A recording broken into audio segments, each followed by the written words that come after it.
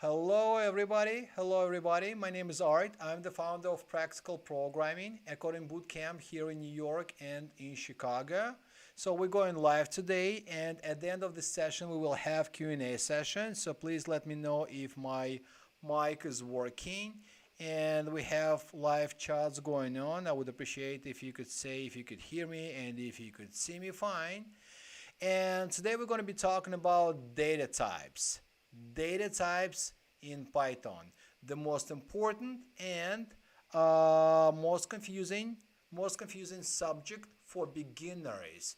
Because I remember a long time ago somebody told me that good developer actually thinks about data types.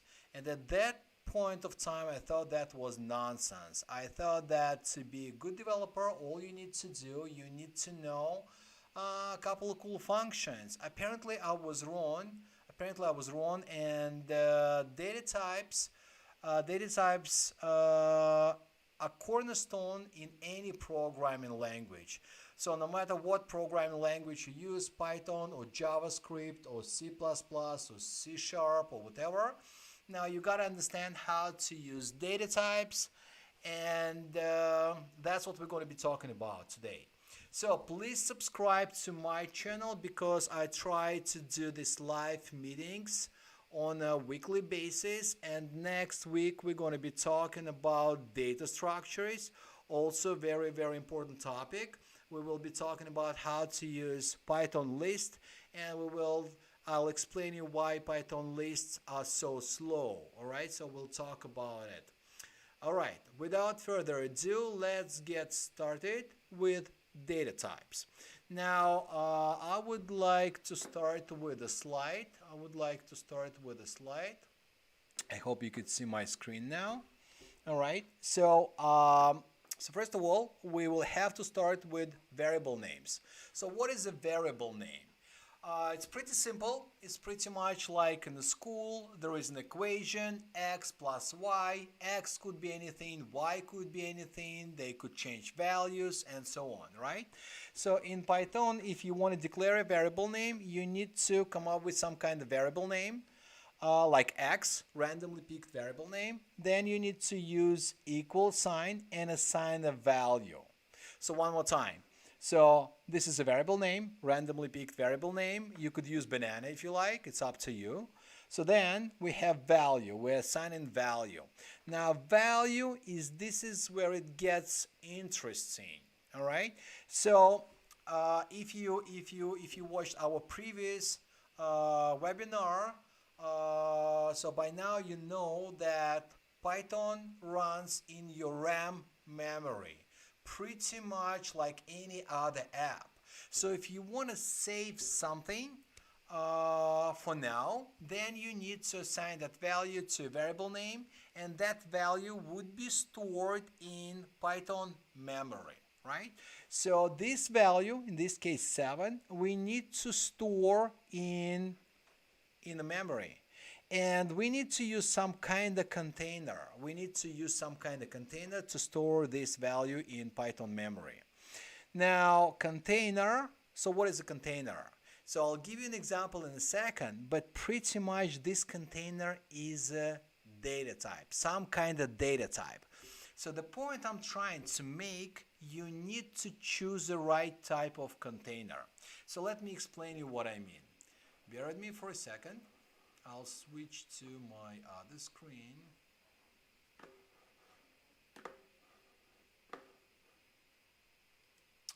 Alright, so here I have a bottle of water, like pretty simple water, just like purified water. You could pick in any store, you could pick it up in any store for a couple of bucks, right? Now, the water itself is a value. Now, bottle is a container, pretty simple, right? Now, official definition of data types goes somewhat like this.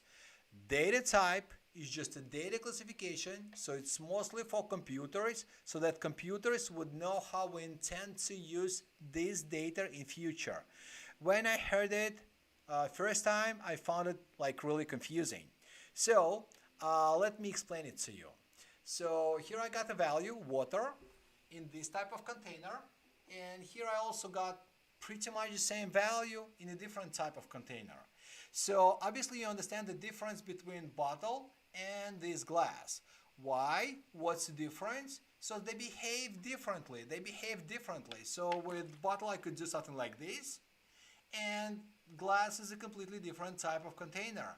So the point I'm trying to make, based on what I'm planning to do with this value, water, I need to choose an appropriate type of container. So for example, if I'm planning to take a road trip, then I better take this bottle, right? Or maybe if I have a plan to break into water business and try to compete with Coca and like Pepsi, then I would need to store and sell value water in bottles or cans or something like this. So the point I'm trying to make, we have this value and we need to choose an appropriate type of container based on how we're planning to use this value in future. All right, so let me show you exactly what I mean, and I'll be using for this live webinar, I'll be using Google Colab environment. And by the way, if you want to use the same environment along with me, you can find a link in the description, so we could all be on the same page. If you want to use like your own environment, that's totally fine by me.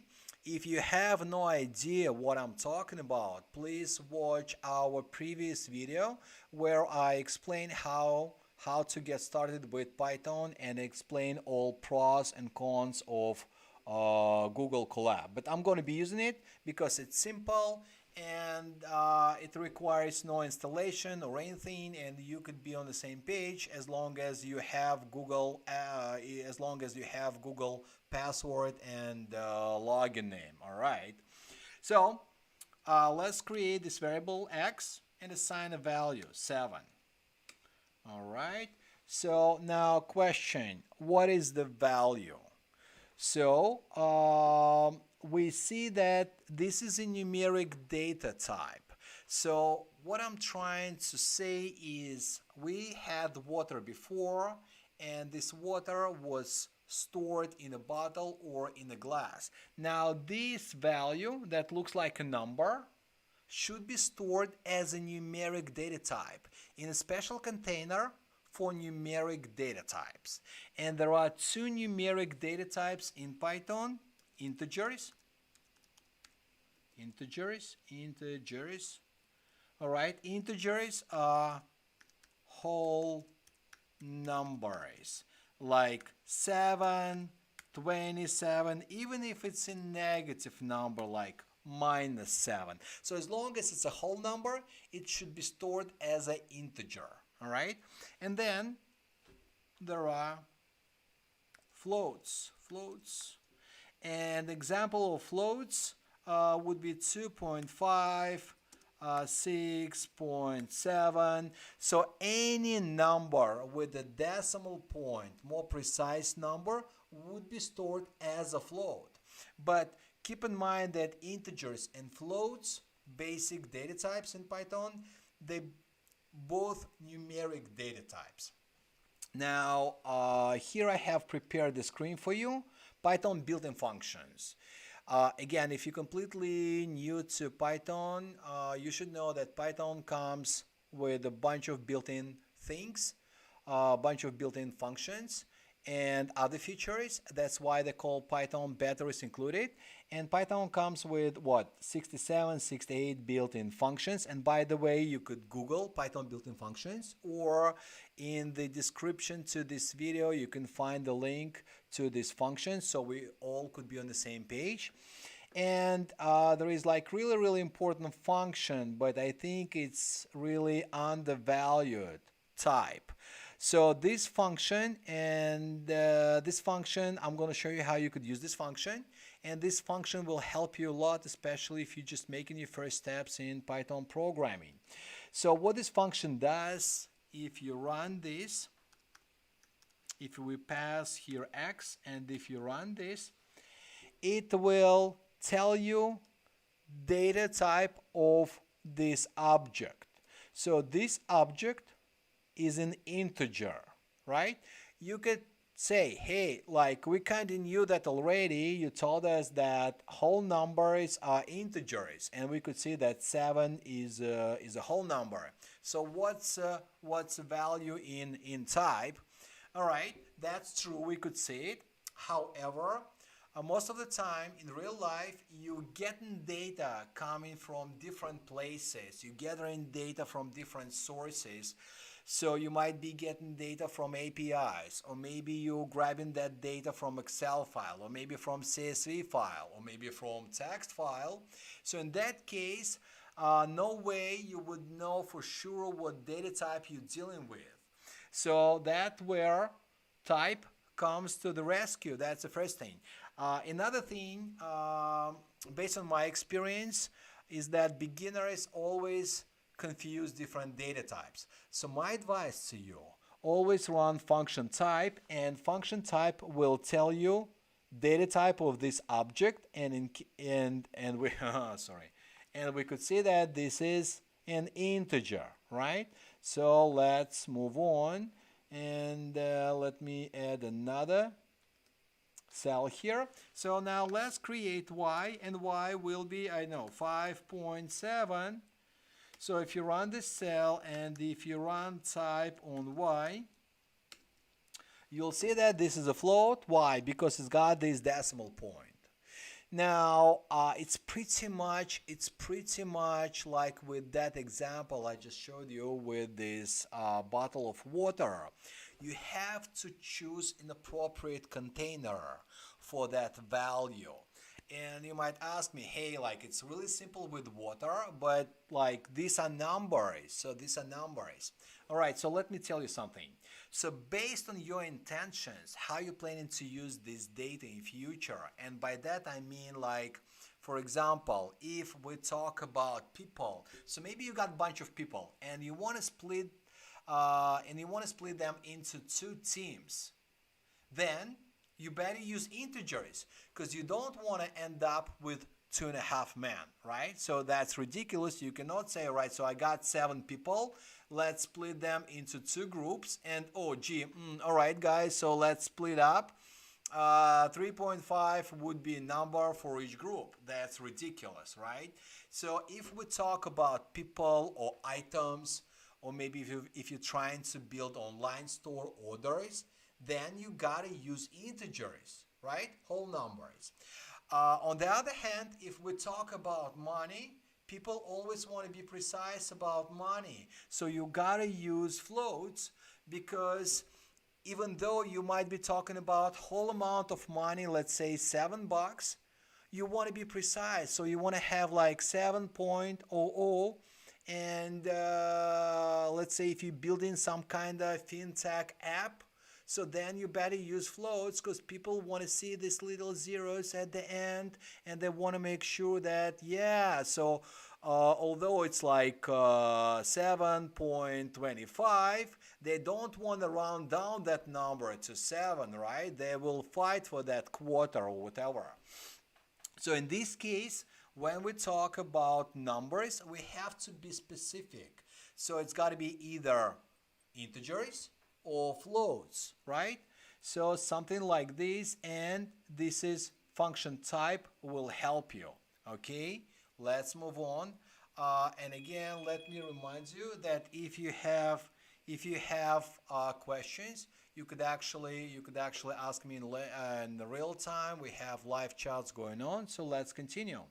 So let me show you something else. Let's create a variable named s, and let's use this 7, but this time 7 will be wrapped in quotes, in double quotes. So what it means that this is what? So this is a string. How do I know? I mean, I see that it's wrapped in quotes, but at the same time, I could run type, and I could pass here s, and you see this is a string. All right, so this is a string. So what is a string? So string is another data type. It's another basic data type. So it's pretty much like text. Anything that you wrap in quotes would be stored as a string. It could be letters, it could be numbers, it could be characters, it could be emojis. And by the way, have you ever thought how computers understand emojis? Like how computers would store emojis and understand them? So let me show it to you. So again, you could go here, and here you'll find function, where is it? ORD. It stands for order, all right? So it's somewhere here. Yeah, here it is. All right, so order. So let me show you how that stuff works. So you could run ORD on, let's say, capital A, and you're gonna get 65. And then you can run ORD on lowercase a, and then you're gonna see 97. So what is going on? What are these numbers, 65, 97? So for us, A got some meaning. It's the first letter of alphabet, right? But for computer, it's just a character. It's just a character. So think about it. What if somebody showed you some kind of letter from a foreign alphabet that you've never seen before? Then you would say, yeah, I don't know, like looks like some kind of character or some kind of letter. I have no idea what they're talking about. So computers work pretty much the same way. So they would store these characters, these string characters, as numbers. And it's pretty much when you type in email and you send an email to someone, these letters, these words, they would be converted to numbers, and numbers would be sent to your friend or something like this. All right, and then those numbers would be converted back to characters, and your friend could read your email. All right, or if you take a look how that text file stored under the hood, you'll see sequences of numbers. So the point I'm trying to make is that all these characters, they're actually stored as numbers in the computer memory. And by the way, it also makes sense that Python is case sensitive, because you see that there is huge difference between 65 and 97, right? So completely two different animals. Now, and the point I'm trying to make is, if you pass here 7 and if you run it, you see that this 7 is not actual number. It's just a character, and computer stores it as 55. So where I'm getting with that? I'm getting with that although this 7 looks like a number, it's not a number for a computer. Computer takes it as just a character, all right? And why is that so important? Let me show you why. So let me give you a simple example. Suppose we have 7 as an integer, and I could zoom a little bit, plus 7 as a string. So if I run this, I'm going to get an error message. And by the way, if you're brand new to Python, so don't freak out. We all get errors. Now, the main thing you have to learn how to debug your own code. So what do you need to do? You need to read this message carefully and try to understand what is going on there. All right. So pretty much what they're saying, that you cannot combine two different data types, integer and the string. So they're saying you cannot use this plus operator. So pretty much what I'm trying to do right now, I'm trying to add apples to oranges, and that's not possible, right? All right. So how can we fix it? There are a couple of options, and again, my advice to you, go to built-in functions. So let's take a look what we have here. So first of all, here we have function int, stands for integer. Then we have function float. Then we have function float. And then we have function str, stands for string. All right. So let's let's see how can we fix it. So since we cannot add these two together, because again, like apples to oranges, no way you could do it unless you're trying to make a fruit salad. So what you could do, you could take this 7 as a string and using this function int, convert this to an integer. Now you see what just happened. Since 7 looks like a number, we could try and convert it to an integer. Alright? Now when people see that, they always ask me, yeah, that's kind of cool, but how would you convert A, B, or C, or like any other character?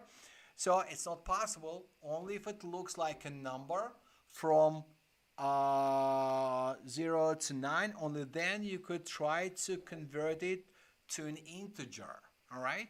Now there is another solution, and another solution would be to use float. So in this case, what's going to happen? We're going to get 14.0. So in this case, I'm taking this 7 and I'm converting it to float. And again, like floats, precise numbers with decimal point. So here I'm getting 7.0. And then 7.0 plus 7, I'm getting 14.0, and float always wins. All right, so this is what's going on here. So that would be one, that would be another option. But keep in mind that if you want to do math is possible only between numeric data types, integer and integer, float and a float, or you could mix and match integer and a float. All right, that's the most important thing you have to remember, that if you plan to do math, there is no way you could add integers to strings or strings to floats. All right, only numeric data types. If you're not sure what's going on, run function type, and then you could try to convert that character. So in this case, since it looks like a number, then it could be converted. All right, so that's what I'm trying to say. Another option would be to, and in this case what we could do, we could leave this 7 as a string as it is, and then we could actually convert this 7 to a string with the function str. Alright, now in this case we want, obviously there is no math, right? So we just concatenate into strings. It's pretty much, I could do something silly. I know it makes no sense, but still I'm gonna do it just to illustrate. So it's going to be apple. If I run this, you see what's going on here. I'm just joining all strings together. I'm just concatenating all these strings together. Now the main point I'm trying to make here is that in all these cases we are using the same plus operator, but based on underlying value, this plus operator acts differently, you know, and this is what we call behavior of data structures, and that's what we're going to be talking about next week. So please subscribe to our channel if you, and then you won't miss next live webinar. But that's like really important part, and you have to understand it. If you learn it, it will make your life so much easier down the road, because if you understand data types and if you understand behavior of these data types, right? So obviously you understand behavior of this bottle, it's pretty simple, but still you can compare it to glass. And if you understand these things, so then coding would be really easy, because if you understand how to work with these objects, if you understand these data types, their nature, their behavior, then it would be really easy down the road. Alright, so to sum up, I would like to show you a simple example that you could give it a try, because we have covered a little bit of theory and I want to show you something practical. Alright, so how can you use this stuff in real life, and how can you use type in real life? So let's build a simple calculator. So what could be more practical than tax and tip calculator? Alright, so tax and tip calculator. All right, so how come it's not working? Tax, yeah, tax and tip calculator. All right, so here's the deal. So suppose you're at a coffee shop, and at the end of the day, they would bring you a check. All right, so let's create check. Now, so check is a variable name, and by the way, don't be afraid to use long variable names. They will help you in the long run because you don't want to spend a couple hours figuring out what exactly you meant by X and Y. Because if you use X and Y all the time, that's going to be like really confusing to you and to your team if you work with a team, right?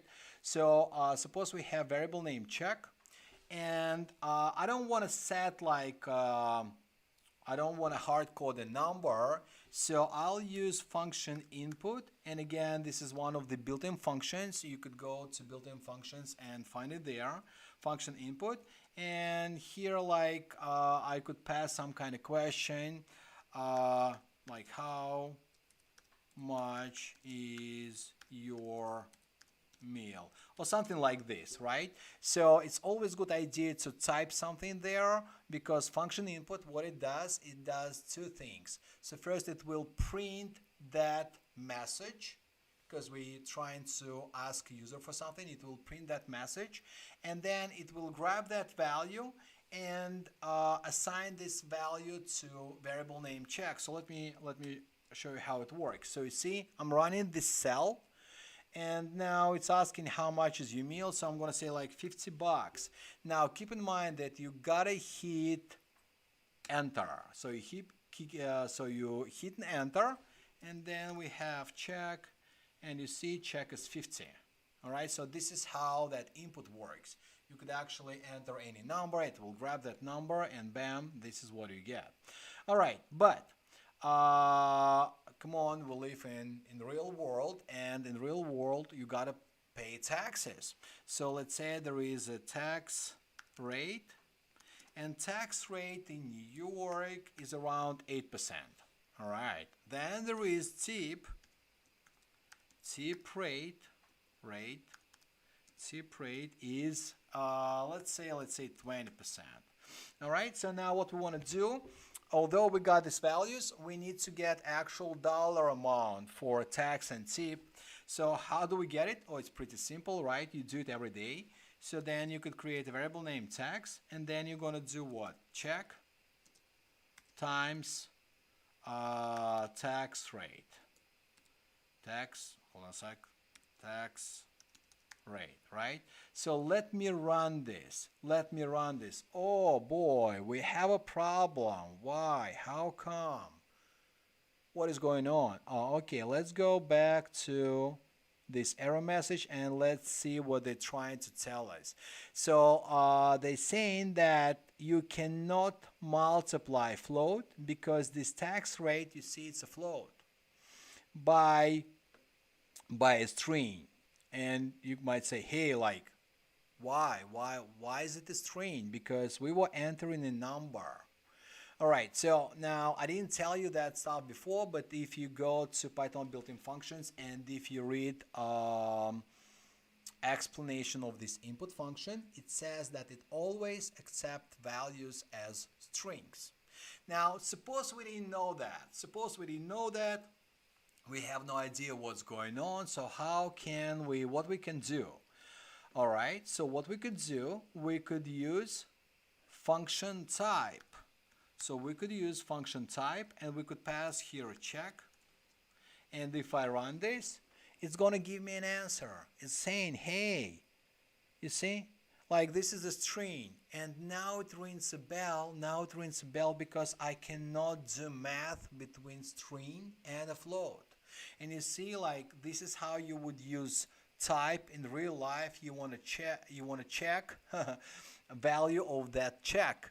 Right? So now it makes sense. And now before I get to this part, what I'm going to do, I'll use the same function that we used before, float, and I'll pass here a check. All right?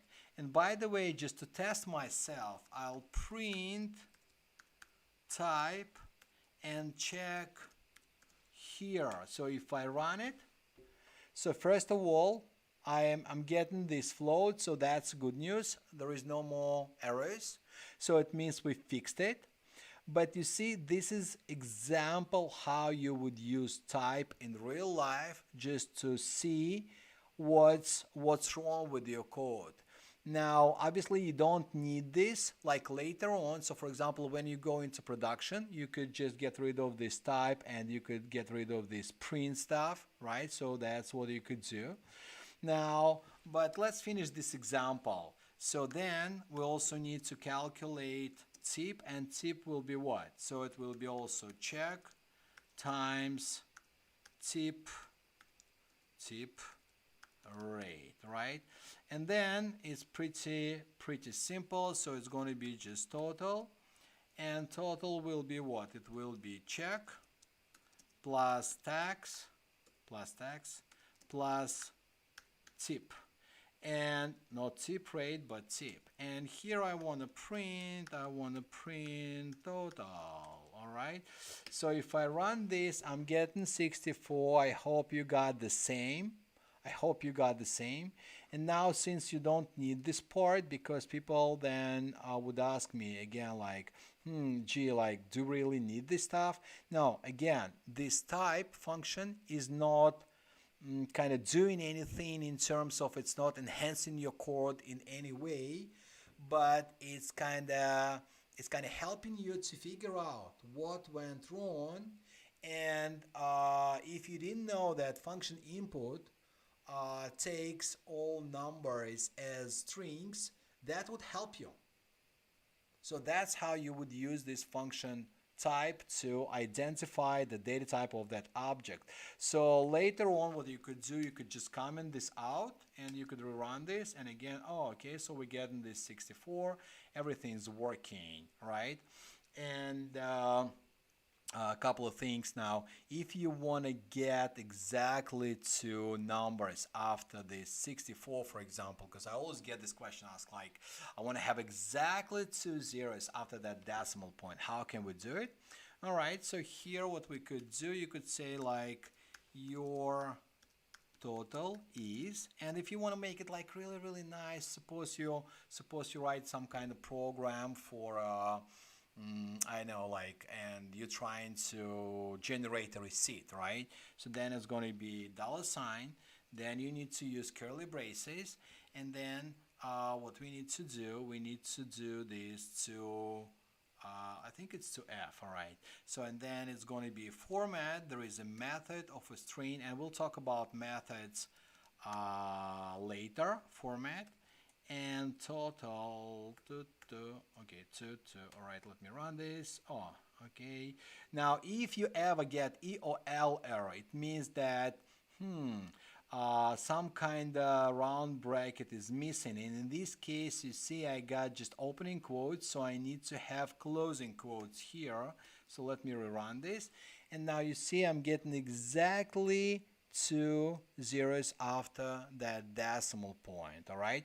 So, and if you didn't know, that format is a method of a string, because this is a string, and here we're using curly braces, and all we're doing is we're taking this value, and by the way, this value is a float, right? And we kind of insert it into these curly braces, and method format, again, what it does, it takes that value and it converts it from a float to a string, because another option how you could do it, so for example, let me show you another solution.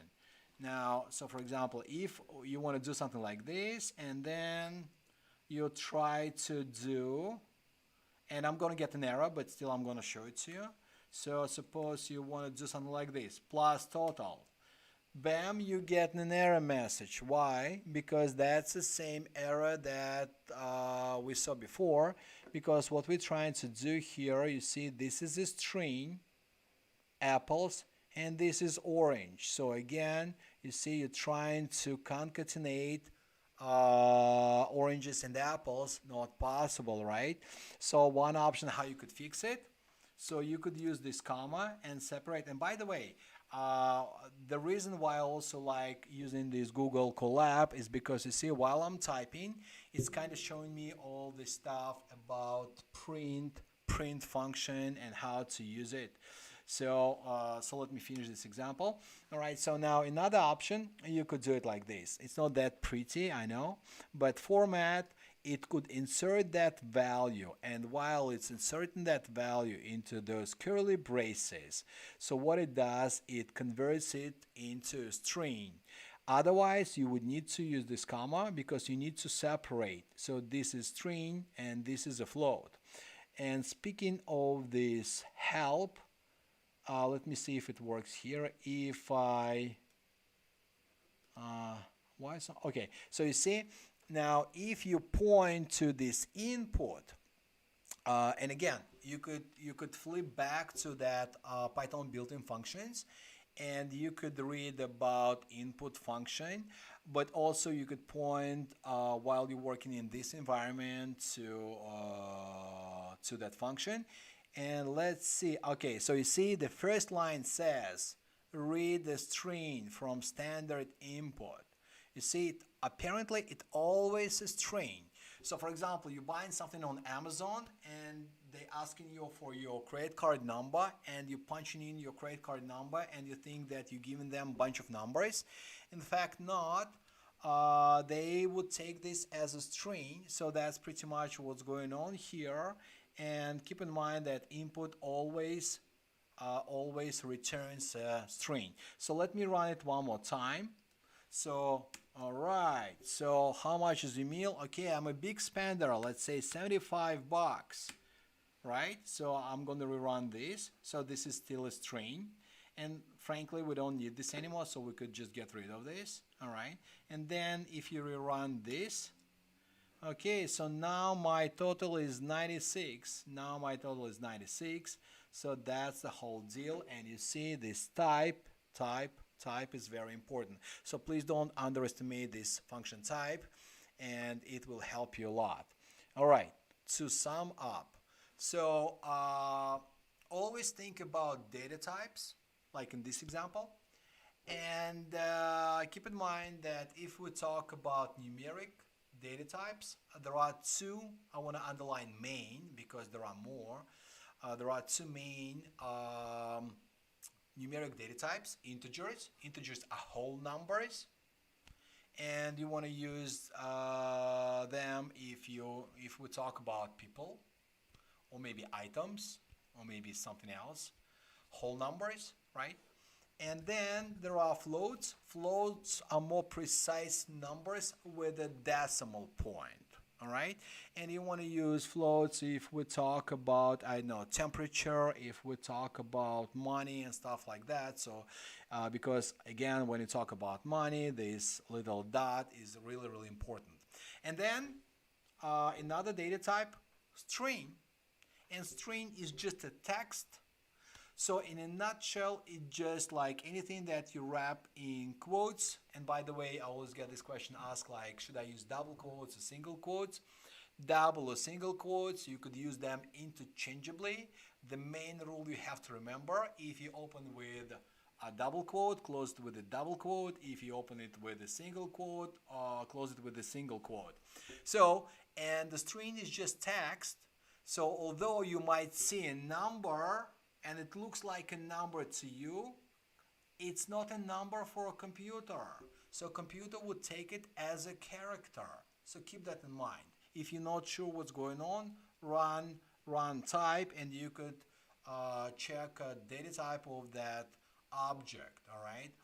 And speaking of strings, again, string could be empty, string could be one character, string could be I know many characters, like a sentence, or it could be entire book. It all depends on your computer memory. If your computer got enough memory, you could store entire Congress library as one huge string. So that's the main thing you have to remember. And string is just a collection of characters. Because, for example, if we take an example of string apple. Apple got some meaning to us, to humans, but for a computer it's just bunch of characters, all right, pretty much like abracadabra, all right, so that's strings. All right, so if you like that video, please give us a like and subscribe to our channel, because next week we will be talking about data structures. Very, very important topic, because if you got a bunch of integers, or if you got a bunch of floats, or a bunch of strings, you need some kind of container. And that's what we're going to be talking about next week. All right, so let me stop right here. And here we have a live chat, so let me know if you have any questions. If you have any questions.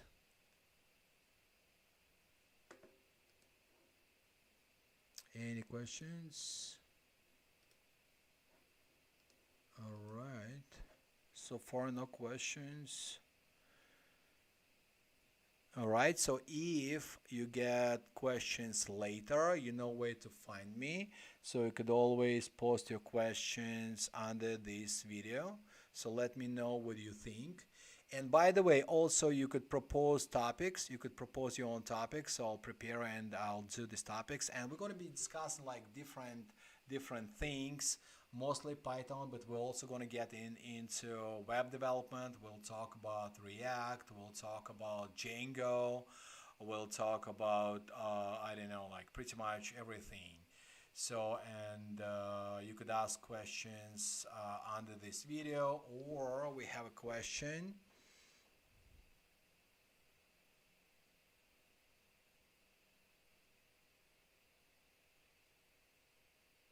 Okay, so all right, so there is a very good question. So people saying that I mentioned that floats precise numbers, and actually like there is definition, they're saying that they're not that precise. Okay, yeah, I see what's going on.